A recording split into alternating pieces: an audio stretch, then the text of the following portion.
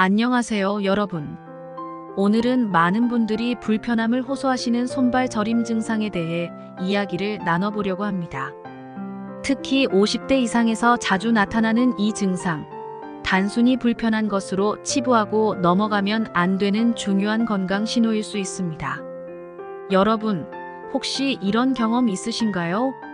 아침에 일어났을 때 손가락이 뻣뻣하고 저리다거나 장시간 앉아 있다가 일어설 때 발이 저려서 한동안 제대로 걷기 힘든 경우 말입니다. 이런 증상들이 단순한 피로 때문이라고 생각하시나요? 실제로 이러한 증상들은 우리 몸의 혈관이 보내는 중요한 경고 신호일 수 있습니다. 손발 저림의 가장 흔한 원인은 바로 말초신경병증입니다. 이는 손발의 말초신경이 손상되어 발생하는 증상으로 특히 당뇨병 환자의 약 50%가 경험하는 것으로 알려져 있습니다. 하지만 당뇨병 외에도 다양한 원인이 있을 수 있습니다. 첫 번째로 경추 질환이 있습니다. 목 디스크나 경추 협착증으로 인해 신경이 눌리면 팔과 손가락의 저림이 발생할 수 있습니다. 특히 스마트폰을 장시간 사용하거나 잘못된 자세로 컴퓨터 작업을 하시는 분들이 주의해야 할 부분입니다. 두 번째는 혈액순환 장애입니다. 동맥경화나 고혈압으로 인해 혈관이 좁아지면 손발로 가는 혈액순환이 원활하지 않아 저림 증상이 나타날 수 있습니다. 특히 추운 날씨에 증상이 더욱 심해질 수 있으니 주의가 필요합니다. 세 번째로는 척추관 협착증이 있습니다. 나이가 들수록 척추관이 좁아지면서 신경이 눌려 다리가 저리고 걷기가 힘들어질 수 있습니다.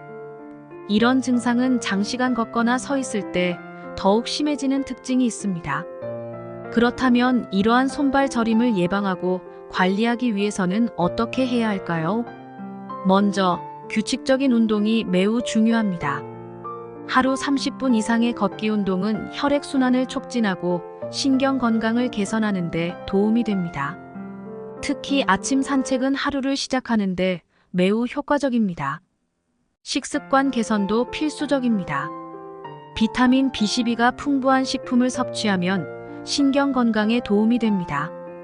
고등어, 연어와 같은 등푸른 생선, 달걀, 우유 등을 꾸준히 섭취하시기 바랍니다. 또한 과다한 당분과 나트륨 섭취는 피하는 것이 좋습니다. 자세 교정도 매우 중요합니다. 특히 목과 어깨의 스트레칭을 자주 해주시고 컴퓨터 작업 시에는 모니터 높이를 눈높이에 맞추고 허리를 곧게 펴고 앉으세요. 이 시간마다 10분씩 스트레칭 시간을 가지는 것을 추천드립니다. 취침 전 족욕도 매우 효과적입니다. 38-40도의 따뜻한 물에 20분 정도 발을 담그면 혈액순환이 촉진되어 저림 증상 완화에 도움이 됩니다. 여기에 에프솜솔트를 넣으면 효과가 더욱 좋습니다. 하지만 이러한 관리에도 불구하고 증상이 2주 이상 지속되거나 점점 심해지는 경우에는 반드시 전문의와 상담하시기 바랍니다. 특히 당뇨병, 고혈압, 고지혈증 등의 기저질환이 있으신 분들은 더욱 주의가 필요합니다. 손발 저림은 단순한 불편함이 아닌 우리 몸이 보내는 중요한 경고 신호일 수 있습니다. 오늘 알려드린 관리법들을 꾸준히 실천하시면서 증상이 있다면 조기에 전문의와 상담하시는 것이 매우 중요합니다. 특히 아침에 일어나자마자 할 수 있는 간단한 스트레칭을 추천드립니다.